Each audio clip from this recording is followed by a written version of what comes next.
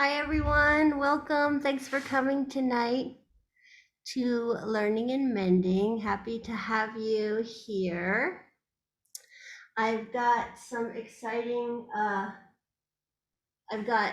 first of all, I'm filling in for Jen tonight. She is not able to be with us, so I'm doing my best to try and fill the magical shoes of our beloved host, Jen. And she picked this for the embroidery of the week. So you can get a good view in there. I love that. Thick stitching. And then the backs are always fun to look at. Yeah, happy to be with you here tonight. We're going to continue our series and read a few more chapters. And before we get too far along with any of that, let's introduce ourselves. So I'm Emily, using she, her pronouns in Echo Park neighborhood of Los Angeles. And let me pass it over to my friend Izzy. Hi, Emily. Hello, everyone. My name is Izzy. My pronouns are she, they, and I don't have my embroidery tonight, so I'm just gonna listen and read and enjoy following along. And I will pass it on to Jasmine. Hello, I'm Jasmine, and my pronouns are she, her. I just moved to Arcata this past weekend in Northern California. I don't have my embroidery out, but I'm really happy to be here and listen and read with y'all. And I will pass to Stefano. Hi everyone, Stefano, El Sereno, California, United States of America. Happy to be here with everyone as always, and excited for a new um, learning and mending episode. And I'll be passing to Mish. And good evening. I'm Michel from El Sereno, pronoun he, they. And I'm not going to embroider. I never do, actually. I'm going to sketch. And I'm happy to be here. And I am going to let Dee speak. Hi, Derainer, calling in from Baldwin Hills, California. I go by she, her pronoun. And I am working on a native sunflower and pollinators embroidery. And I'm excited to listen in on the reading tonight. And I will pass it on to who's next on my screen? Olan. Hi, Olan, using she, her pronouns, calling in from West Hollywood. Sauteing vegetables tonight, not embroidering. Looking forward to the reading. I will pass it on to Kavi. Hi, good evening, everyone. Thanks, Olan. Kavi Law, calling in from Sacramento, California. I use he, him pronouns. Looking forward to the reading tonight. I missed last week, and it kind of threw my, I don't know, I just love the energy coming back into this and just realized like, wow, that really took a chunk of my week out. Like it just kind of felt a little weird. But yeah, looking forward to tonight's reading. Pass it over to Walker.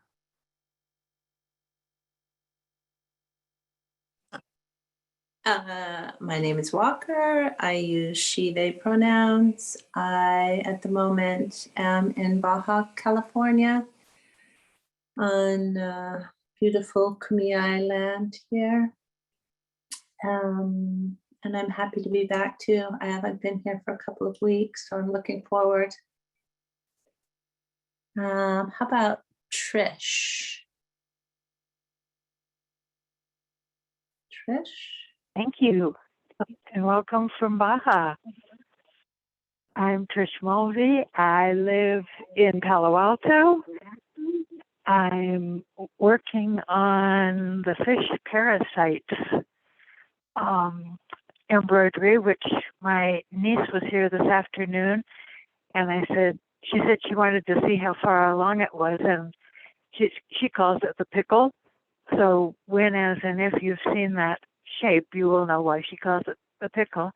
And the one thing I wanted to say, and I can't see on the screen who all is here, but if Susan is here, Susan, last week you mentioned you had put a link in the chat to an interview with Robin, and I couldn't find the link. So if you're on and if you still have the link, I would love to know about the interview with Robin, and I will pass it on to the writer. I actually just went. I've already gone, so I'm not sure who else is on that has not gone. I think Andrea. Andrea, are you on? I'll pass it on to Andrea. Hello, Andrea here. Excited to hear with the reading tonight, and I'm almost to my house where I have my learning and mending, and I'm finishing up my underground embroidery tonight. Looking forward to it. Thank you. And I can't see who's on because I'm on my phone, so I can Jen, take hopefully it. you can help me. Yeah, Andrea, I can take it. I'm filling in for Jen tonight, and I'll just jump in quickly to respond to Trish and say I can look for the information on the link to the author that Susan had put in. I don't see Susan here right now, but I will look for that and send it or repost it in the chat. But before we get into our introductions, Roxanne, would you like to introduce yourself? Hi, everybody. I'm Roxanne, and I'm calling from Venice, and my pronouns are she and her. And I am going to be baking tonight. And has everybody else gone? Kate Lane, can we hear from you possibly? Hi, I'm Kate. Pronouns are she, her. I'm calling from Pasadena, and I'm working on White Sage tonight. And has everyone else gone? Is there anyone else?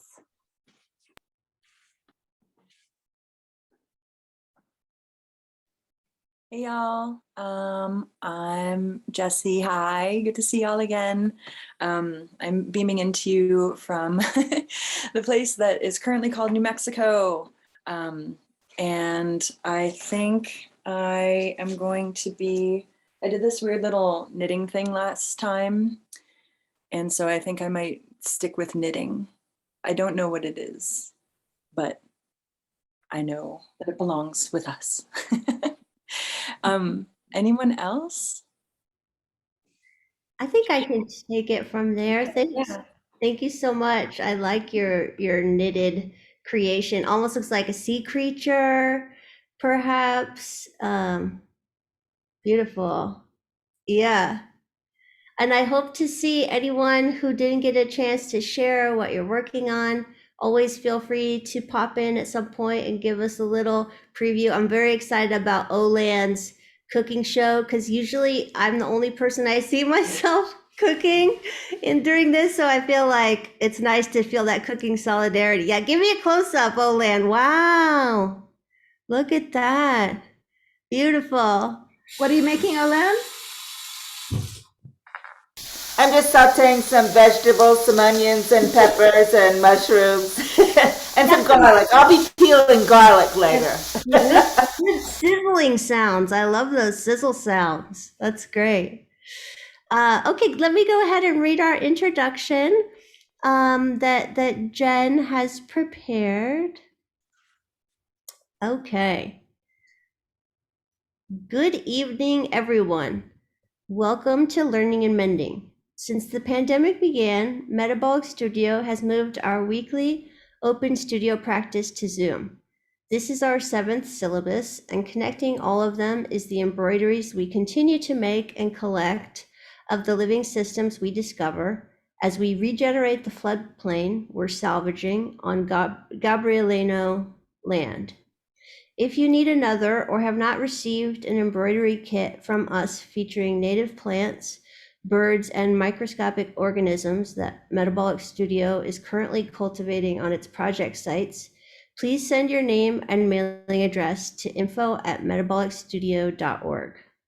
She Braids Together follows syllabi on abolitionist writing, Fires of the West, Annette sings The Mushroom at the End of the World, Frito of Capra's Web of Life, and The Commons. This time around, we will be focusing on one text, Braiding Sweetgrass. Robin Wall Kimmerer explores our more than human teachers and braids indigenous wisdom, scientific knowledge, and the wisdom of plants to tell us stories about the world. The world that is opened up to us through this text is the commons in its truest sense. It is a world of reciprocity and careful listening.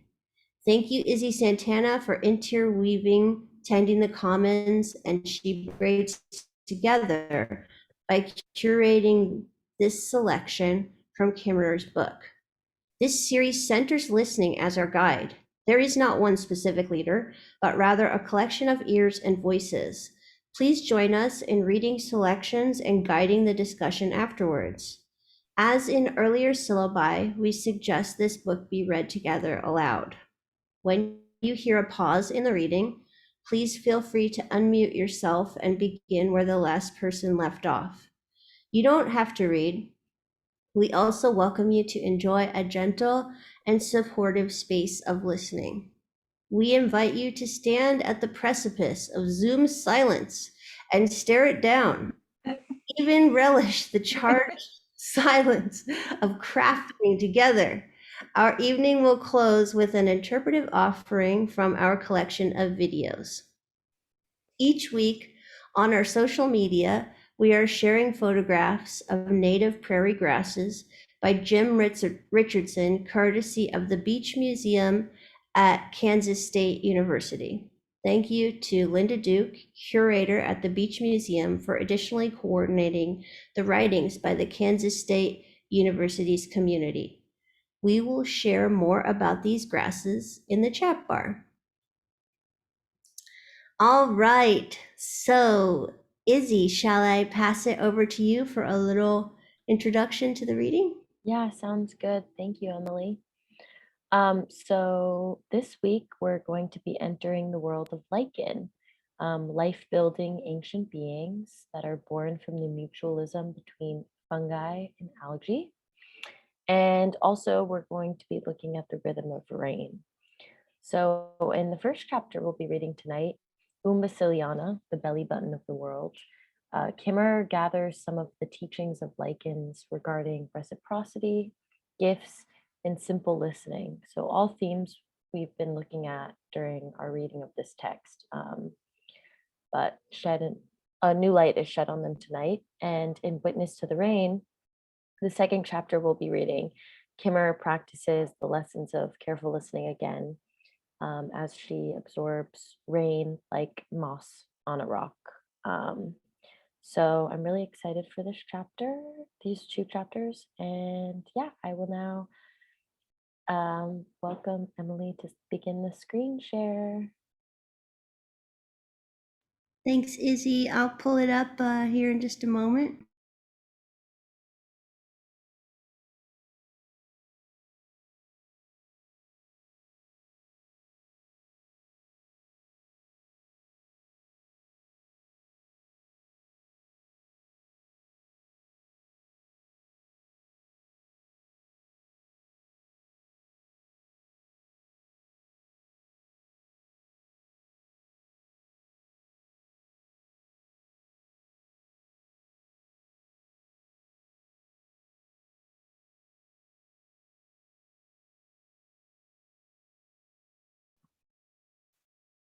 Glacioradic stud the Adirondack landscape. Granite boulders dropped in place when the glaciers got tired of rolling them and melted their way back home to the north. The granite in these parts is a northosite, among the oldest rocks on Earth and resistant to weathering. Most of the boulders have been rounded by their journey, but some still stand tall and sharp edged like the one, which is as big as a dump truck. I run my fingers over its surface. Veined with quartz, its top is a knife edge and its sides too steep to climb. This elder has sat silently in these lakeshore woods for 10,000 years as forests have come and gone. Lake levels ebbed and flowed. And after all that time, it is still a microcosm of post-glacial era when the world was a cold desert of rubble and scraped earth. Alternately, baking in the summer sun and snow blasted in the long winter, without soil in a world still treeless, the glacial till provided a forbidding home for pioneers. Undaunted, Lynchins volunteered to put down roots and homestead stone, metamorphically, of course, since they have no roots. This is an asset when there is no soil. Lichens have no roots, no leaves, no flowers. They are life at its most basic. From a dusting of propalogs, they lodged in tiny pits and fissures just as pinprick deep. They settled the bare granite. The microtopography gave protection from the wind and offered concavities where water might rest after a rain in a microscopic puddle. It wasn't much, but it was enough. In the span of centuries, the rocks became glazed with a gray-green crust of lichen, almost indistinguishable from the rock itself, a bare coating of life. The steep faces exposure of the winds off the lake have prevented any accumulation of soil. Its surface a last relic of the Ice Age.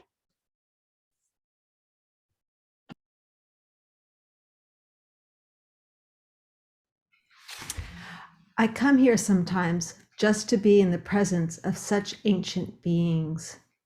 The sides of the boulder are festooned with Umbilicaria americana in raggedy ruffles of brown and green, the most magnificent of northeastern lichens. Unlike those of its tiny crustose forebearers, the Umbilicaria's thallus, its body, can span an outstretched hand. The largest one recorded was measured at just over 2 feet. Tiny ones cluster like baby chicks around a mother hen. So charismatic a being has accumulated many names. It is most frequently known as the rock tripe and sometimes as the oak leaf lichen. Rain cannot linger on the vertical faces, so most of the time, this boulder is dry and the lichens shrink and get crisp, making the rock look scabby. Without leaves or stem, Umbilicaria is simply a thallus, roughly circular in shape, like a tattered scrap of brown suede. Its upper surface, when dry, is a mousy shade of taupe. The thallus edges curl up in a chaotic sort of ruffle, exposing the black underside, which is crisp and grainy, like a charred potato chip. It is anchored tightly to the rock at its center by a short stalk, like a very short-handled umbrella. The stalk, or umbilicus, cements the thallus to the rock from underneath. The forest the lichens inhabit is a richly textured plantscape, but they are not plants. They blur the definition of what it means to be an individual. As a lichen, is not one being, but two, a fungus and an alga. These partners are as different as could be, and yet are joined in a symbiosis so close that their union becomes a wholly new organism. I once heard a Navajo herbalist explain how she understands certain kinds of plants to be married due to their enduring partnership and unquestioning reliance on one another. Lichens are a couple in which the whole is more than the sum of the parts of its parts.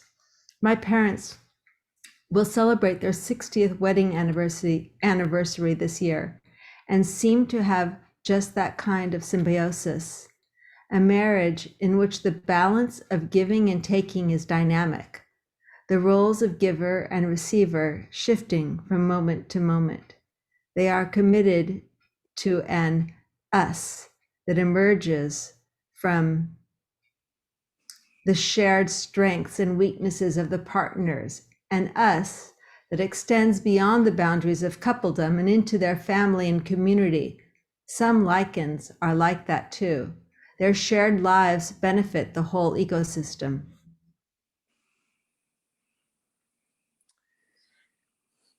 All lichens, from the tiny crust to the stately umbilicaria, are a mutualistic symbiosis, a partnership in which both members benefit from their association. In many Native American wedding traditions, the bride and the groom present each other with baskets of gifts, traditionally representing what each promises to bring to the marriage. Often the woman's basket contains plants from the garden or meadows to show her agreement to provide food for her husband. The man's basket may contain meat or animal hides, a promise to provide for the family by hunting. Plant food and animal food, autotroph and heterotroph, the algae and the fungus also bring their particular gifts to their union as lichen. The algal partner is a collection of single cells gleaming like emeralds and bearing the gift of photosynthesis, the precious alchemy of turning light and air into sugar. The alga is an autotroph, or one that makes its own food and will be the cook for the family, the producer. The alga can make all the sugar it needs for energy, but it's not very good for finding the minerals it needs. It can only photosynthesize when it's moist, but it has no ability to protect itself from drying. The fungus partner is the heterotroph, or the other feeder. Oops, I can't see my screen. Oh, there.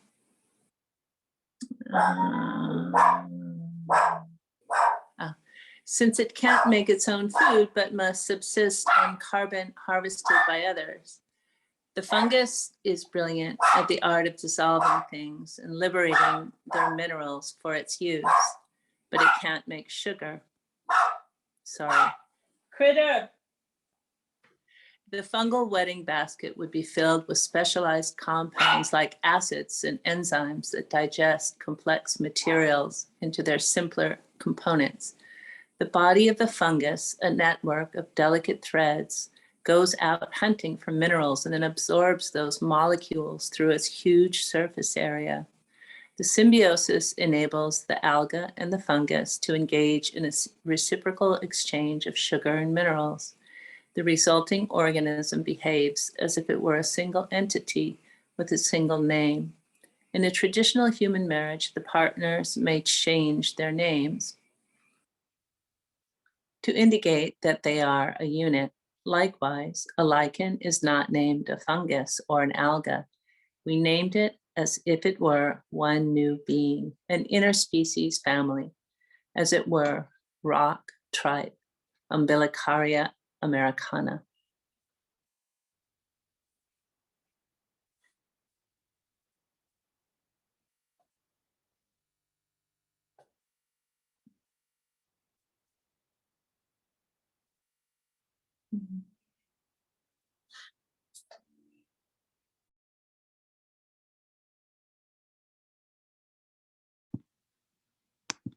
In Umbilicaria, the algal partner is almost always a genus that would be called Trabuccia if it lived alone or was not lichenized. The fungal partner is always a type of ascomycete, but not always the same species. Depending on how you look at it, the fungi are quite loyal. They always choose Trabuccia as their algal partner. The alga, however, is a bit more promiscuous, willing to hook up with a wider array of fungi. I guess we've all seen marriages like that too. In their shared architecture, the algal cells are embedded like green beads in a fabric woven of fungal hyphae. If you sliced a cross-section of the thallus, it would be a cake with 4 layers. The upper surface, the cortex, feels like the top of a mushroom, smooth and leathery. It is tightly woven of fungal filaments or hyphae to hold in moisture. The dusky brown coloration acts like a natural sunscreen that shields the algal layer, which lies just below from intense sunlight. Below the shelter of the fungal roof, the algae forms a distinct medulla layer where the hyphae wrap themselves around the algal cells, like an arm draped over a shoulder or a loving embrace. Some fungal threads actually penetrate the green cells as if they were long, slender fingers reaching into a piggy bank. These fungal pickpockets help themselves to the sugars made by the alga and distribute them throughout the lichen. It has been estimated that the fungi takes as much as half of the sugars the alga produces, maybe more. I've seen marriages like that too, one partner siphoning off way more than he or she gives. Rather than thinking of lichens as a happy marriage, some researchers view them more as reciprocal parasitism. Lichens have been described as fungi who discovered agriculture by capturing photosynthetic beings within their fences of hyphae.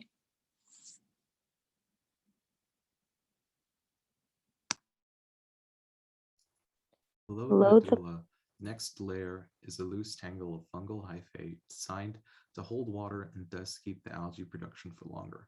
The bottommost layer is coal black and prickly with rhizomes and microscopic hairline extensions that help attach the lichen to the rock. The fungal algal symbiosis so blurs the distinction between individual and community that it has attracted a great deal of research attention. Some pairs are so specialized they cannot live apart from one another. Nearly 20,000 species of fungus are known to occur only as obligate members of lichen symbiosis. Others have the capacity to live freely, yet choose to join an algal to become a lichen. Scientists are interested in how the marriage of algal and fungus occurs, and so they've tried to identify the factors that induce the two species to live as one. But when researchers put the two together in the laboratory and provide them with ideal conditions for both algal and fungus, they gave each other the cold shoulder and proceeded to live separate lives in the same culture dish, like the most platonic of roommates. The scientists were puzzled and began to tinker with the habitat, altering one factor and then another, but still no lichen. It was only when they severely curtailed the resources, when they created harsh and stressful conditions, that the two would turn toward each other and begin to cooperate. Only with severe need did the hyphae curl around the algal. Only when the algal was stressed did it welcome the advances. When times are easy and there's plenty to go around, individual species can go it alone. But when conditions are harsh and life is tenuous, it takes a team sworn to reciprocity to keep life going forward. In a world of scarcity, interconnection and mutual aid become critical for survival. So say the lichens. Lichens are opportunistic, making efficient use of resources when they're available and otherwise happily doing without. Most of the time, when they encounter Umbilicara, it is crisp and dry as a dead leaf, but it's far from deceased. It's only waiting, empowered with a remarkable physiology to endure drought. Like the mosses with whom it shares the rock, lichens are phylohydric. They can synthesize and grow only when they are wet, but they are not able to regulate their own water balance. Their moisture content mirrors the moisture in the environment. If the rock is dry, so are they. A rain shower changes everything.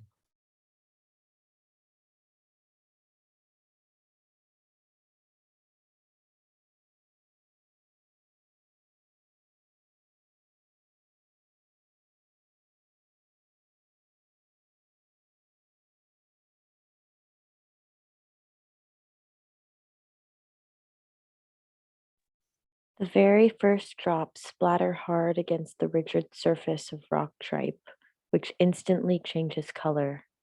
The mud brown thallus becomes sprinkled with clay gray polka dots, the tracks of raindrops, which deepen over the next minute to sage green, like a magic picture developing before your eyes. And then, as the green spreads, the thallus begins to move as if animated by muscle, stretching and flexing as the water expands its tissue. In a matter of minutes, it is transformed from a dry scab to tender green skin, as smooth as the inside of your arm. With the lichen restored, you can see how it got its other name.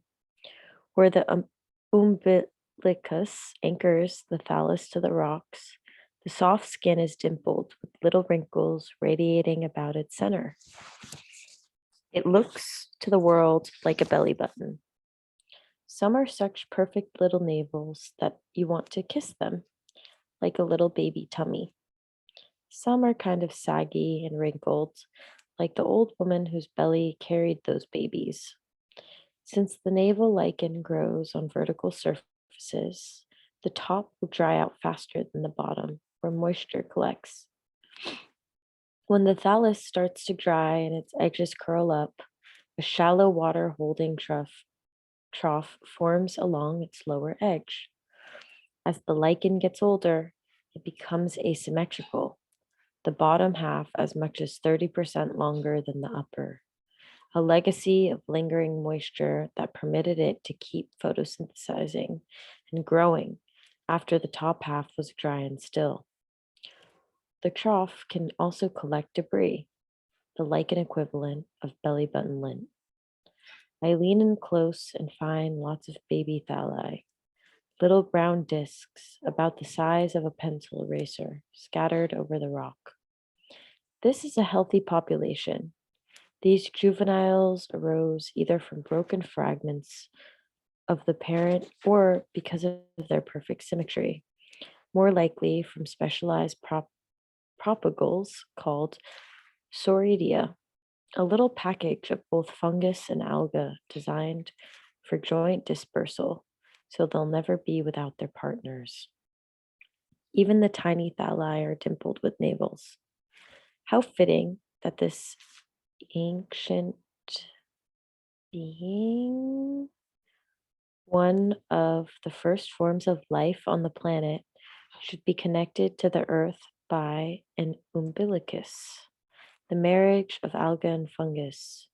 Umbilicaria is the child of earth, life nourished by stone.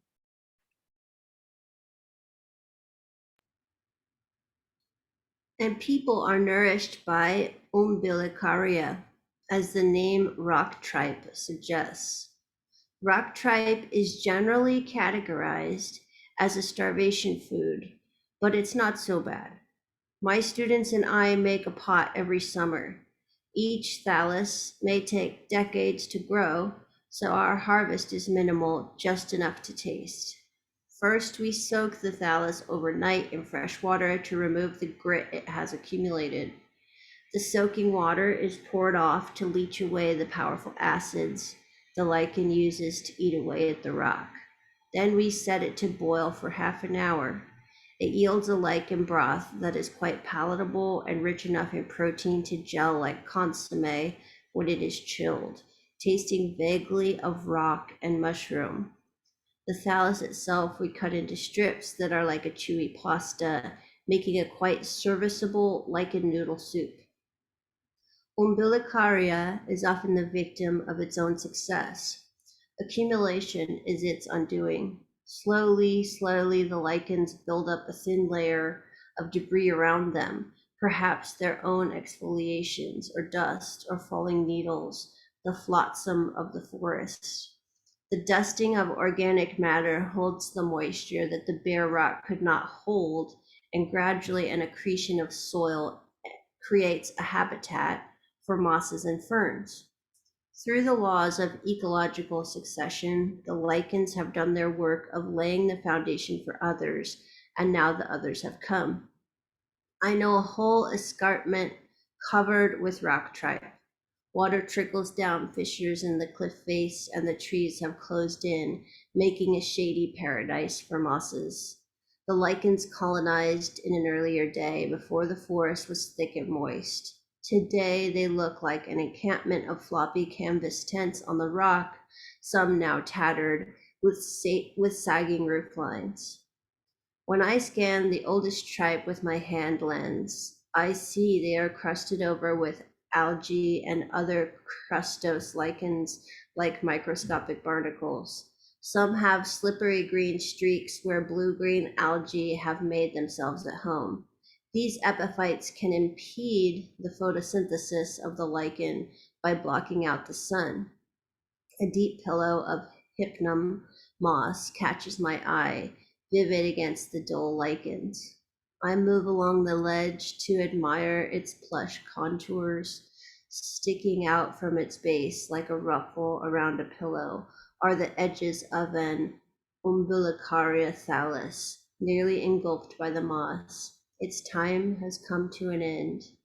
The lichen in a single body unites the two great pathways of life, the so-called grazing food chain based on the building up of beings, and the detrital food chain based on taking them apart. Producers and decomposers, the light and the darkness, the givers and receivers wrapped in each other's arms, the warp and the weft of the same blanket so closely woven that it's impossible to discern the giving from the taking. Some of Earth's oldest beings, lichens, are born from reciprocity. Our elders share the teachings that these rocks, the glacial erratics, are the oldest of grandfathers, the carriers of prophecy, and our teachers. Sometimes I go sit among them, the proverbial navel grazer at the belly button of the world. These ancients carry teachings in the ways that they live. They remind us of the enduring power that arises from mutualism, from the sharing of the gifts carried by species. Balanced reciprocity has enabled them to flourish under the most stressful of conditions. Their success is measured not by consumption and growth, but by graceful longevity and simplicity, by persistence while the world changed around them. It is changing now.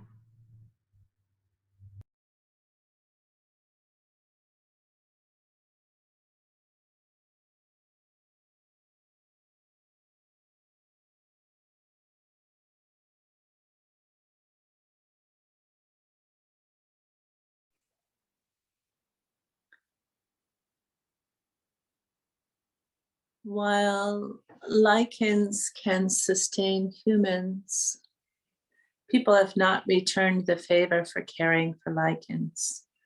Umbilicaria, like many lichens, is highly sensitive to air pollution. When you find umbilicaria, you know you're breathing the purest air.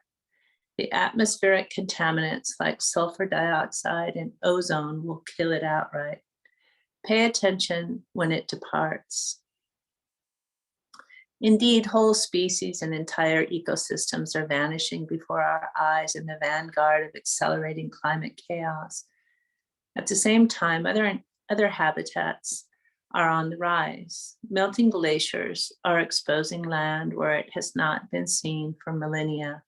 At the edge of the ice, newly scraped land is emerging, a jumble of rocky till, harsh and cold. Umbilicaria is known to be among the first to colonize post-glacial forelands today, just as it did when the earth was raw and bare 10,000 years ago. Another area of great climate change. Our indigenous herbalists say to pay attention when plants come to you. They're bringing you something you need to learn. For millennia, these lichens have held the responsibility of building up life. And in an eye blink of Earth's history, we have set about to undermining their work to usher in a time of great environmental stress, a barrenness of our own making. I suspect that lichens will endure. We could too, if we listen to their teachings. If not, I imagine Umbilicaria will cover the rocky ruins of our time along with our delusions of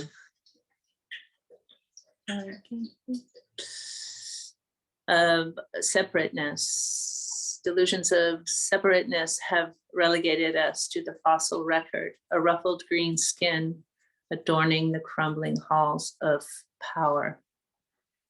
Yikes. Rock trite, oak leaf lichen, navel lichen. I'm told that Umbilicaria is known in Asia by another name, the ear of the stone. In this most silent place, I imagine them listening to the wind, to a hermit thrush, to thunder, to our wildly growing hunger. Ear of stone. Will you hear our anguish when we understand what we've done? The harsh post-glacial world in which you began may well become our own unless we listen to the wisdom carried in the mutualistic marriage of your, sorry, I can't read that, of your, oh, sorry, thank you. Your bodies. Redemption lives in knowing that you might also hear our hymns of joy when we too marry ourselves to the earth. Thanks, Walker. I'm gonna just move ahead to our next chapter, so there'll be a brief intermission here. I wonder how I can move this.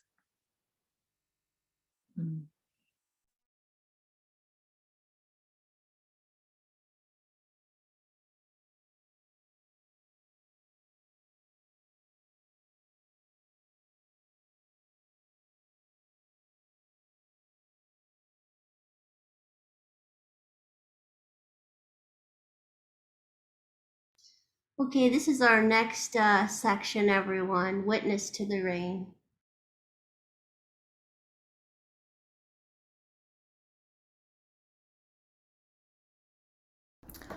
This Oregon rain at the start of winter falls steadily in sheets of gray, unimpeded, making a gentle hiss. You'd think that rain falls equally over the land, but it doesn't. The rhythm and the tempo change markedly from place to place. In a tangle of salal and Oregon grape, the rain strikes rat-tat-tat on the hard, shiny leaves, the snare drum of sclerophylls. Rhododendron leaves, broad and flat, receive the rain with a smack that makes the leaves bounce and rebound, dancing in the downpour. Beneath the massive hemlock, the drops are fewer, and the craggy trunk knows rain as dribbles down its furrows. On bare soil, the rain splats on the clay, while fir needles swallow it up with an audible gulp. In contrast, the fall of rain on moss is nearly silent. I kneel among them, sinking into their softness to watch and to listen. The drops are so quick that my eye is always chasing but not catching their arrival. At last, by narrowing my gaze to just a single frond, I can see it. The impact bows the shoot downward, but the drop itself vanishes. It is soundless. There is no drip or splash, but I can see the front of water move, darkening the stem as it is drunk in, silently dissipating among the tiny shingled leaves. Most other places I know, water is a discrete entity. It is hemmed in by well-defined boundaries, lake shores, stream banks, the great rocky coastline. You can stand at its edge and say, this is water, and this is land. Those fish and those tadpoles are of the water realm. These trees, these mosses, and these four-leggeds are creatures of the land. But here in these misty forests, those edges seem to blur.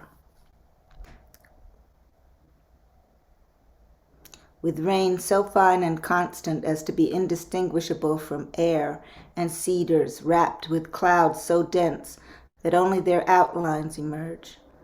Water doesn't seem to make a clear distinction between gaseous phase and liquid. The air merely touches a leaf or a tendril of my hair, and suddenly a drop appears.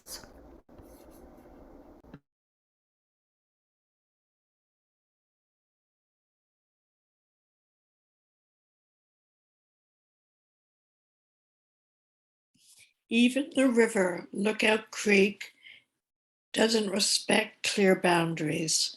It tumbles and slides down its main channel where a dipper rides between pools. But Fred Swanson, a hydrologist here at the Andrews Experimental Forest, has told me stories of another stream, an invisible shadow of Lookout Creek, the hyperhaic flow. This is the water that moves under the stream in cobble beds and old sandbars. It edges up the toe slope to the forest, a wide unseen river that flows beneath the eddies and the splash. A deep invisible river, known to roots and rocks, the water and the land intimate beyond our knowing. It is hyperhaic flow that I'm listening for. Wandering along the banks of Lookout Creek, I lean up against an old cedar with my back nestled in its curves and try to imagine the currents below, but all I sense is water dripping down my neck. Every branch is weighed down with mossy curtains of isothysium, and droplets hang from the tangled ends, just as they hang from my hair. When I bend my head over, I can see them both, but the droplets on isothysium are far bigger than the drops on my bangs.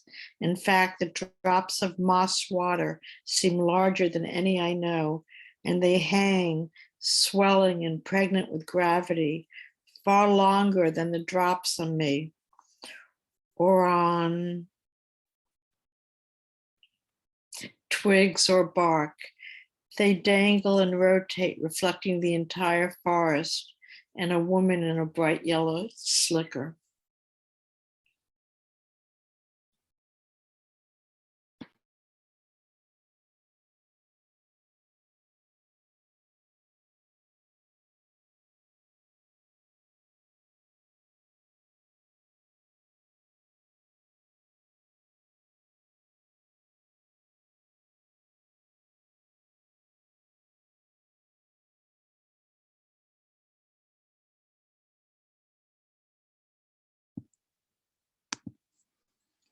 I'm not sure I can trust what I'm seeing.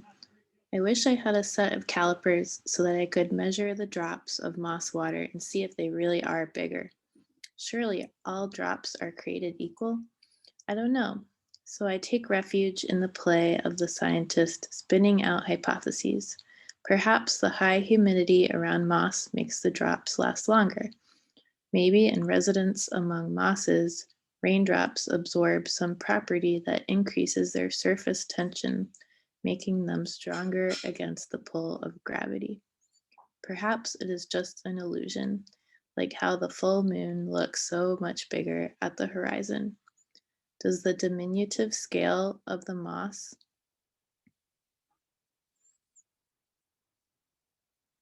leaves make the drops appear larger? Maybe they want to show off their sparkle just a little longer. After hours in the penetrating rain, I am suddenly damp and chilled, and the path back to the cabin is a temptation. I could so easily retreat to tea and dry clothes, but I cannot pull myself away. However alluring the thought of warmth, there is no substitute for standing in the rain to waken every sense. Senses that are muted within four walls, where my attention would be on me instead of all that is more than me. Inside, looking out, I could not bear the loneliness of being dry in a wet world.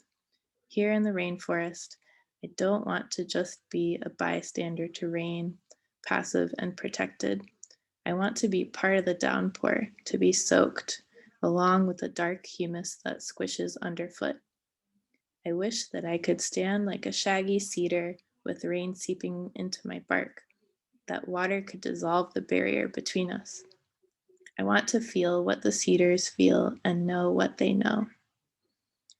But I am not a cedar and I am cold. Surely there are places where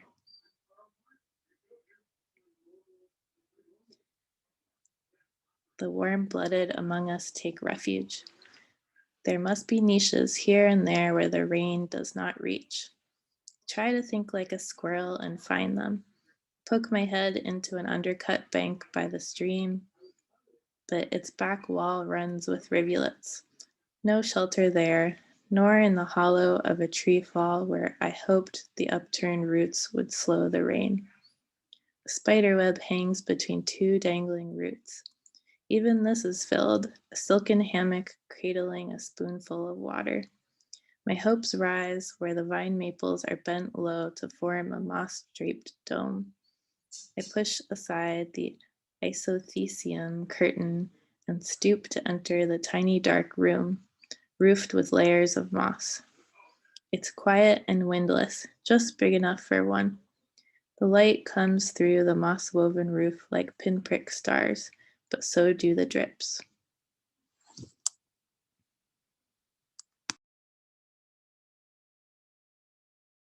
As I walk back to the trail, a giant log blocks the way.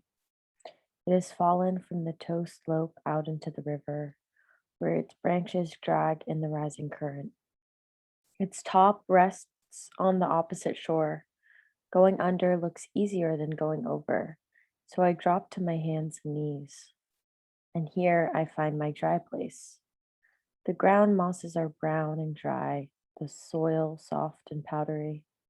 The log makes a roof overhead more than a meter wide in the wedge-shaped space where the slope falls away to the stream.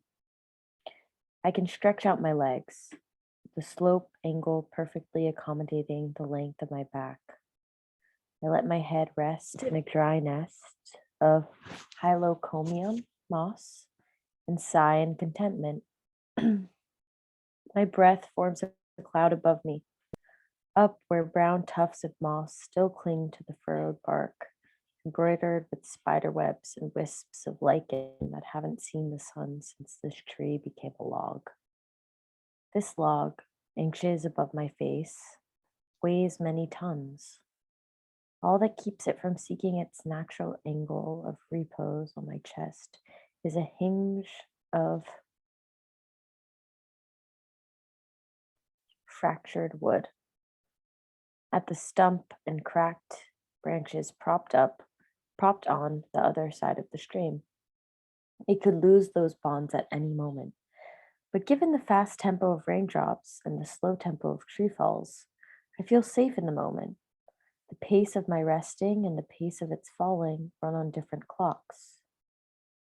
Time, as an objective reality, has never made much sense to me. It's what happens that matters. How can minutes and years, devices of our own creation, mean the same thing to gnats and to cedars? 200 years is young for the trees whose tops this morning are hung with mist. It's an eye blink of time for the river and nothing at all for the rocks. The rocks and the river and these very same trees are likely to be here in another 200 years if we take good care. As for me and that chipmunk and the cloud of gnats milling in the shaft of sunlight, we will have moved on.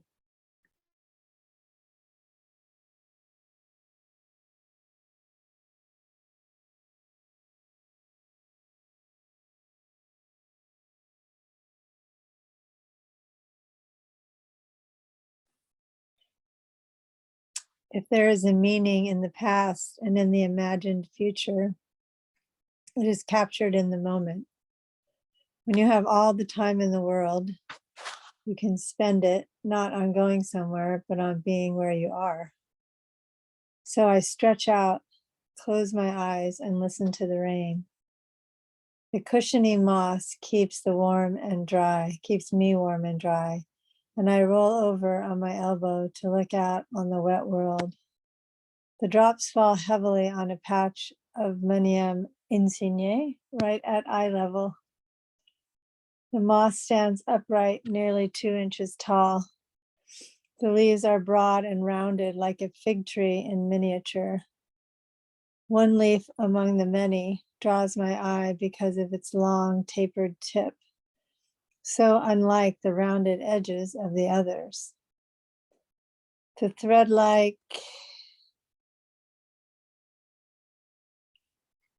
tip of the leaf is moving, animated in a most unplant-like fashion.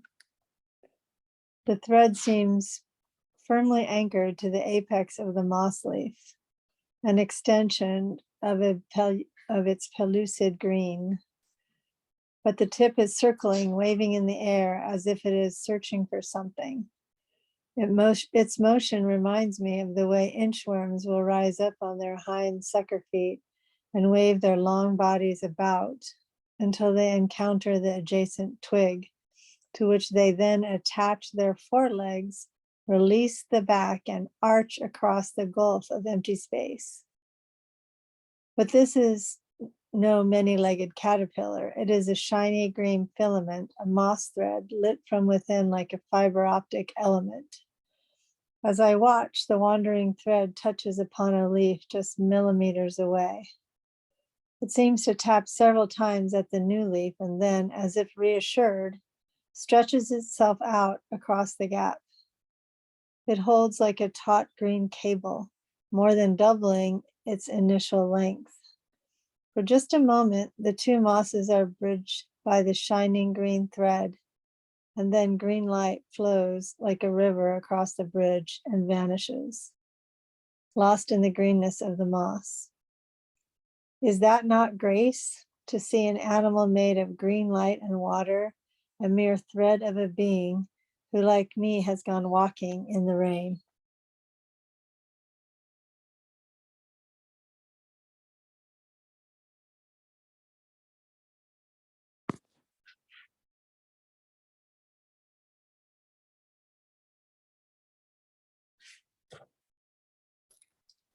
Down by the river, I stand and listen. The sound of individual raindrops is lost in the foaming white rush and smooth glide over rock. If you didn't know better, you might not recognize raindrops and rivers as kin. So different are the particular and the collective. I lean over a still pool, reach in my hand, and let the drops fall from my fingers, just to be sure. Between the forest and the stream lies a gravel bar, a jumble of rocks swept down from high mountains in the river-changing flood last decade. Willows and alders, brambles and moss have taken hold here, but this too shall pass, says the river. Alder leaves lie fallen on the gravel, their drying edges upturned to form leafy cups. Rainwater has pooled in several, and it has stained red-brown like tea from the tannins leached from the leaf. Strands of lichen lie scattered among them where the wind has torn them free. Suddenly, I see the experiment I need to test my hypothesis. The materials are neatly laid out before me. I find 2 strands of lichen equally in size and length and blot them on my flannel shirt inside my raincoat. One strand I place in the leaf cup of red alder tea. The other I soak in a pool of pure rainwater. Slowly I lift them both up, side by side, and watch the droplets form at the ends of the strands. Sure enough, they are different. The plain water forms small, rapid drops that seem in a hurry to let go, but the droplets steeped in alder water grew large and heavy and hang from a long moment before gravity pulls them away. I feel the grin spreading over my face with the aha moment. There are different kinds of drops depending on the relationships between the water and the plant. If tannin-rich alder water increases the size of the drops, might not water seeping through a long curtain of moss also pick up tannins, making the big drops of water I thought I was seeing? One thing I've learned in the woods is that there is no such thing as random. Everything is steeped in meaning, colored by relationships, one thing with another.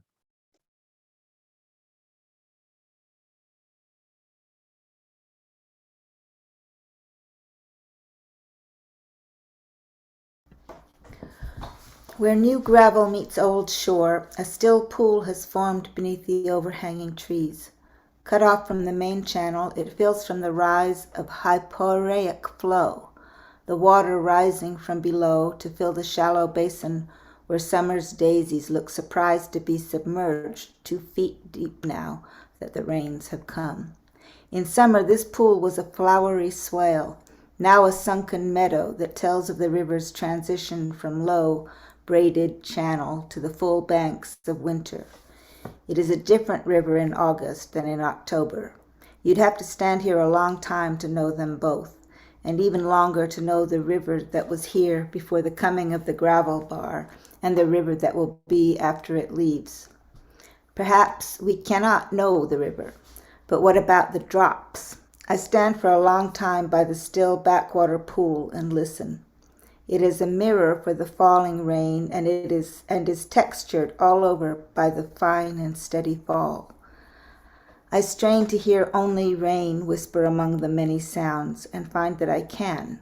It arrives with a high, sprinkly sound, a shudder so light that it only blurs the glassy surface, but does not disrupt the reflection. The pool is overhung with branches of vine maple reaching from the shore, a low spray of hemlock, and from the gravel bar, alder stems inclining over the edge.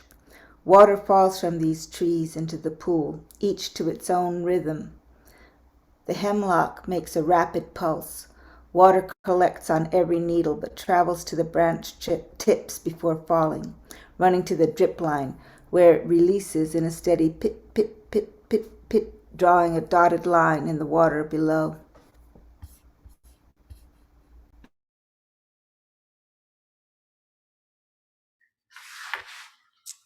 Maple stems shed their water much differently. The drips from maple are big and heavy. I watch them form and then plummet to the surface of the pool. They hit with such force that the drop makes a deep and hollow sound. Yoink! The rebound causes the water to jump from the surface, so it looks as if it were erupting from below. There are sporadic bloinks beneath the maples. Why is this drop so different from the hemlock drips? I step in close to watch the way that water moves on maple. I step in close to watch the way that water moves on maple. The drops don't form just anywhere along the stem. They arise mostly where past years' bud scars have formed a tiny ridge. The rainwater sheets over the smooth green bark and gets dammed up behind the wall of the bud scar. It swells and gathers until it tops the little dam and spills over, tumbling in a massive drop to the water below. Bloink. Shh from rain, pit, pit, pit, pit, pit from hemlock, bloink from maple, and lastly, pop of falling alder water. Alder drops make a slow music. It takes time for fine rain to traverse the scabrous, rough surface of an alder leaf. The drops aren't as big as maple drops, not enough to splash, but the pop ripples the surface and sends out concentric rings. I close my eyes and listen to the voices of the rain.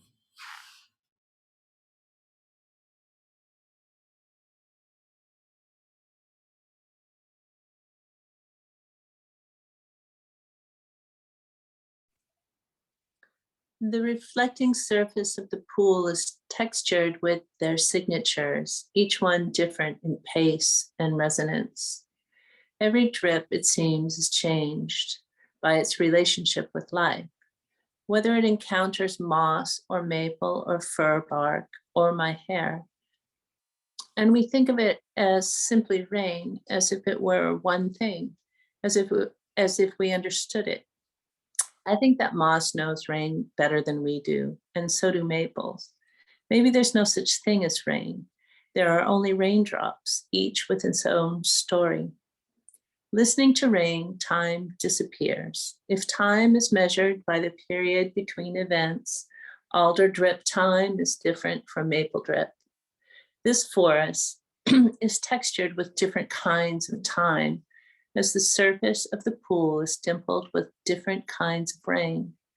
Fir needles fall with the high frequency hiss of rain.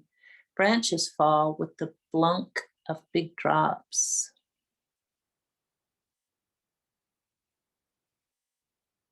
And trees fall with a rare but thunderous thud, rare unless you measure time like a river. And we think of it as simply time, as if it were one thing, as if we understood it. Maybe there's no such thing as time. There are only moments, each with its own story. I can see my face reflected in a dangling drop. A fisheye lens gives me a giant forehead and tiny ears.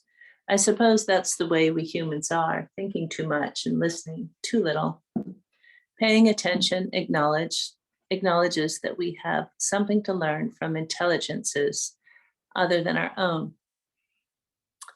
Listening, standing, witness creates an openness to the world in which the boundaries between us can dissolve in a raindrop.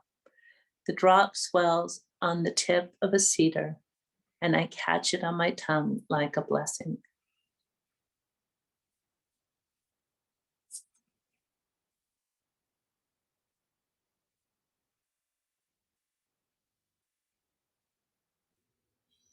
Thanks so much to all of our wonderful readers. It's so great to hear all these voices coming in and hearing, yeah, each person's sound. I really enjoy it.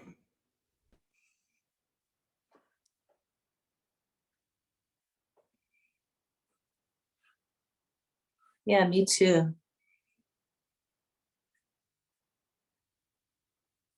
There's a backdrop of frogs over everyone's voice at my house. They're so loud. I don't know if you guys can hear them or not, but of course, they just stopped right now. Froggy chorus. Yeah, they're so amazing. Those, especially now that the rains come. We have so many, they start coming out of my faucet. They're all over the walls of the house. I walked into my bedroom and I didn't have my glasses on, and I saw all this stuff that had fallen, little bits of things fallen all over the floor, and I couldn't figure out what it was. And I just walked towards it and it all moved away, away from me.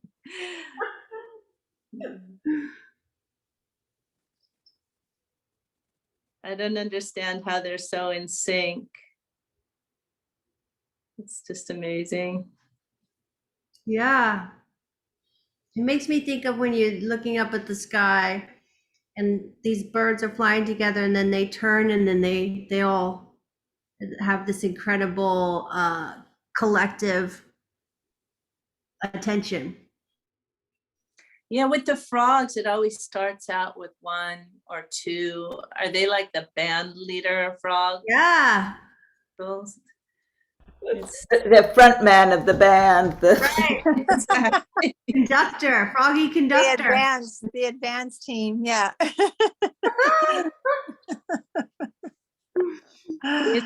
It's so lovely to read aloud from this book. I've read it twice already, and I'm trying to read it in Spanish now. Wow.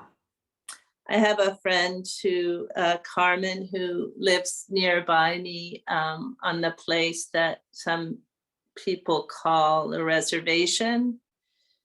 I'm not sure how I feel about that word, but anyway, it's called Necua, and she came and did a kind of a walk, plant medicine walk over the weekend with a few friends.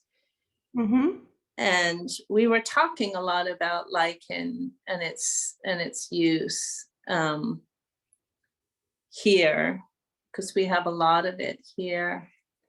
One thing I just wanted to mention while we were reading, and I remembered this, is that when what we had read about the moisture bringing the lichen to life, the summers are very dry here, but there's lots of lichen. We have this strange little microclimate.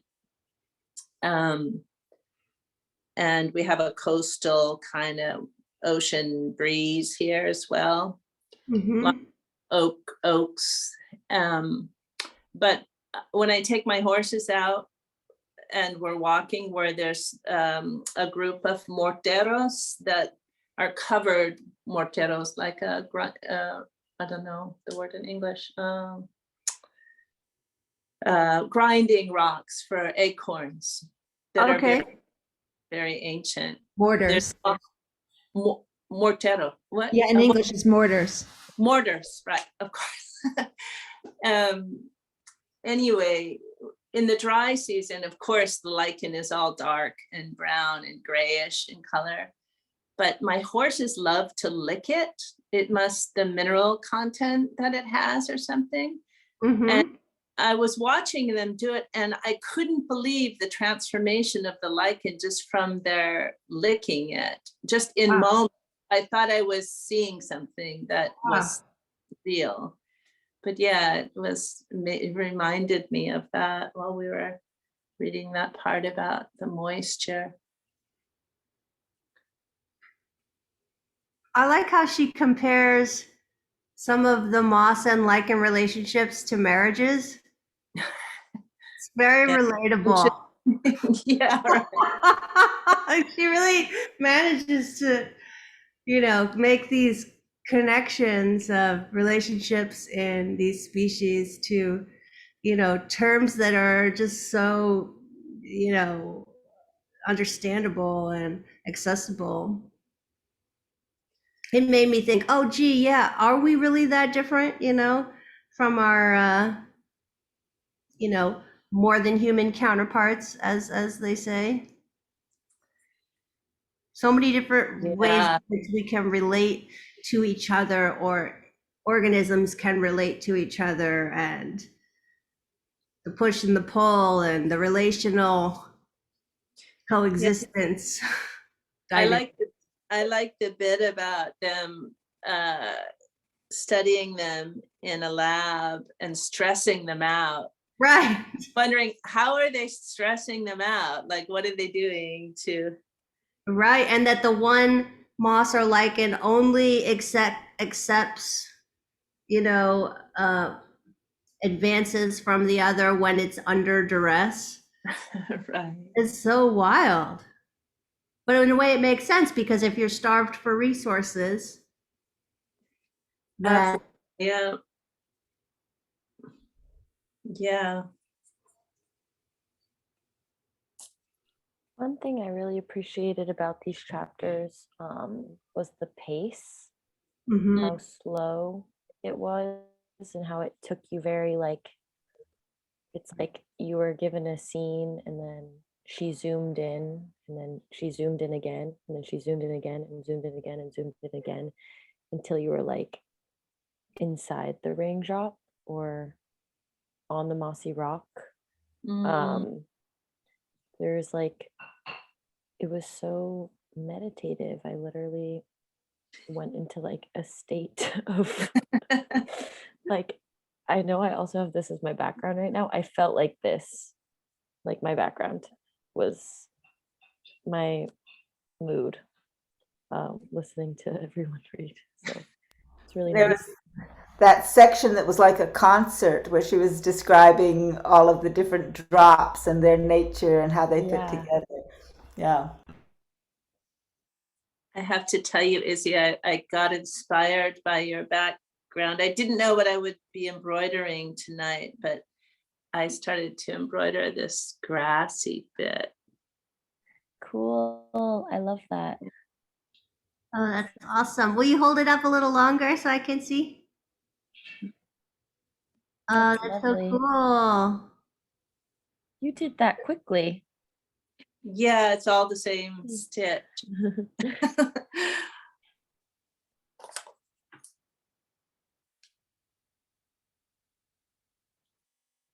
I'm a speed embroiderer. Not really.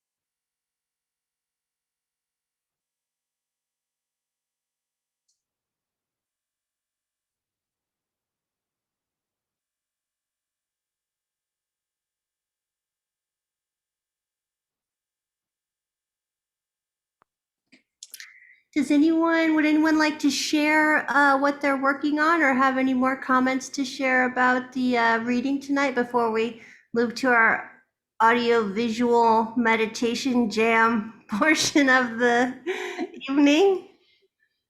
Yeah, I was just gonna, oh, go ahead. Oh, I just wanted to say how thankful I am that this book was written, because of all the books I've read that are relating to some kind of ecological subject, this book always comes up. And so many people have read this book. Yeah. It's amazing how I think a lot of her sort of poetics really draw people in, you know. Anyway, I just want to say how thankful I am about this book. I feel the same way. It's interesting. There's other friends and folks from different circles that have heard of the book, and it's just amazing that it's managed to kind of cross over and reach a diverse group of people. I think, and I think the poetics of it are just so, the poetics and the science of it are just so nicely woven together. And it's just so relatable, like the piece about marriages or talking about her daughters and the pond, working on the pond, but then the pond is working on her. It just really, it's incredible. That's the part I related to as well, the pond working on her. And I was just in the context of the rains that we've had the last few days and how cold it's been down here, unusually cold down here in North San Diego, Kumeyaay territory. And the one of the beautiful things about pandemic and quarantine and not having to dress and look good and all that to go outside or wear makeup or any of that is that enjoying the rain and just getting wet and like, so what? there's nowhere to go or be dry for, just like shoes. And so when it was raining this week, I was having that experience of like, oh yeah, this actually feels really good. And I don't have to, our tendency for separation and wanting to get out of the weather, like completely, oh, here comes the weather, as if it's the enemy, Right. and always watching the weather as if it's always going to conflict with what we're trying to get done as producers. So it's pretty Yeah. interesting. I love it, actually. It's a really good overall meditative journey practice. Yeah, definitely. It's interesting to think about the ways in which sometimes I think about that with climate, like how the word climate is descriptive of our environment and weather, but then how it's also used um, to describe a culture or describe a feeling around something. Like the climate at that time was really to think of things this way or that way, and Yeah. the ways in which these words fit in different into different meanings and contexts. Interesting.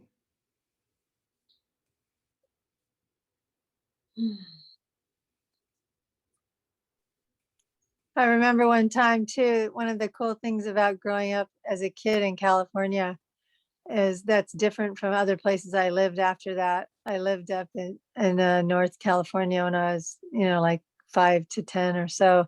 And we'd run around with no shoes on in the rain with coats on, but no shoes, like splashing in the puddles, because it was warm enough. And then really enjoying that water between the toes and just this, the delicious feeling of being connected like that. And then going to other parts of the country where I live where you couldn't do that, but just really Yeah. having remembrances of what in hindsight, a luxury that was and is, so anyway. Definitely. I grew up in a house with a creek running through it, through the side of the property. And so, a lot of my first memories of water are going down there and just playing in it like a sandbox, and I think about, the gift of that, but also the unique connection with the earth and like learning my words and my whole consciousness coming into being in the forest, is something you said just now about the deliciousness of being connected to the earth or something like that. I relate to that. Yeah.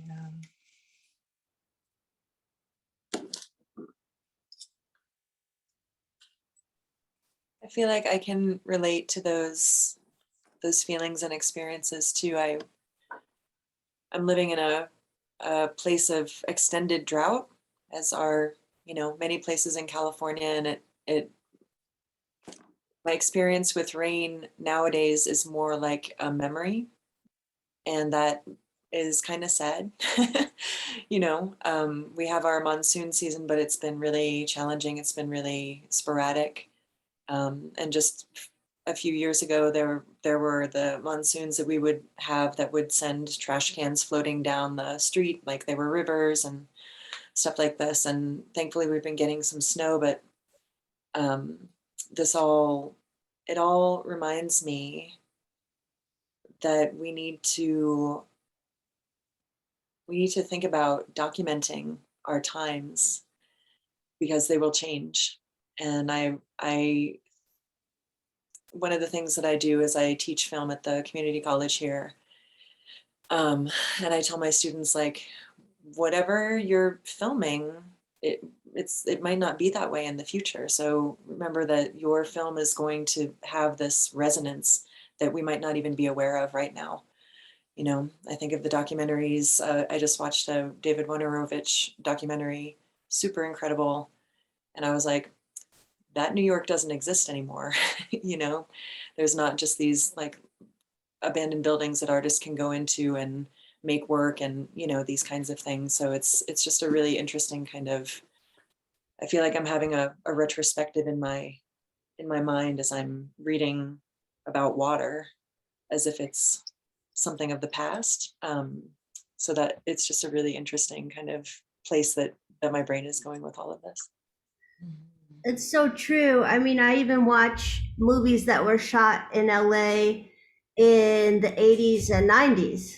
And I think, wow, you know, that landscape has changed, or that that greenness, you know, has changed. And I think you're right. Like these witnesses to climate and its precarity, these landscapes are changing all the time.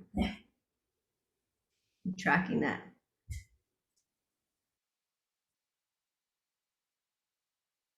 Yeah, you sort of sense this kind of quickening of it all too. I see things here changing really quickly.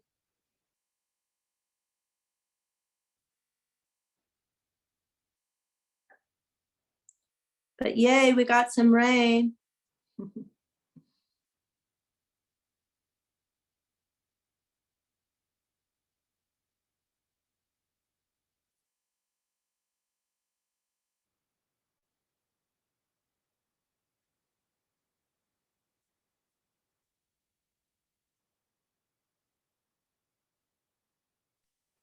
There's something too about thinking about the perspective as a kid and the innocence of thinking there's always going to be rain. You know, like there's always going to be rain and there's always going to be snow and there's always going to be where, you know, that is one of the things that in the cycle of were we not poisoning and just, you know, having so much destruction on our systems, that would be a natural way to think and be. And I was reading an article the other day about it used to be a rarity that someone would talk about the sophistication of capturing rainwater in, you know, other than in a countryside in a farm, right? But the sophistication of we must capture all our rainwater just to be able to have water, you know, and just how you know, talk about the difference in that mentality from when I was a kid. Like that wasn't even a thing, you know, it was a thing to feed your vegetables, but not that you would need it in order to have clean water, you know, at all. So anyway, it's beautiful to hear. And I also loved hearing everyone's different voices. It was really beautiful. It's like a kind of a symphony of instruments.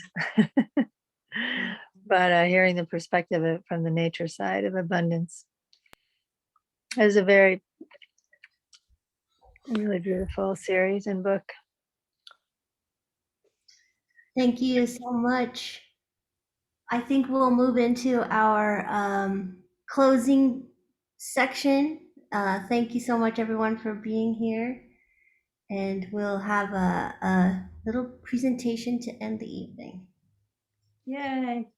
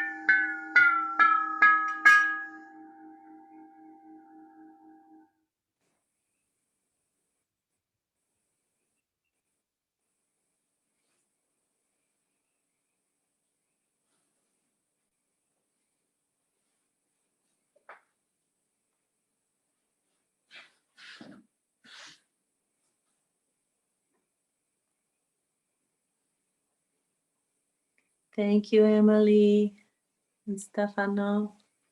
Thanks, everyone. Thank you, Thanks, everyone. everyone. Emily, that was Thanks, Izzy, Emily, Stefano. You guys have a good evening. Bye. Bye. My cats got really curious. Awesome. I love interspecies listening. That was beautiful, Emily. Love your sound baths. Thank you. Thank you so much. My pleasure. Have a good evening, everybody. Good night. Good night, Thanks everyone. for being here. Good to see everybody. See you Bye, next time. everybody. Good night. Drink water. Yes, Good night, water. everyone. Drink rainwater. Drink rainwater. Take good care. Good night. Bye. Bye. Bye. Thank you.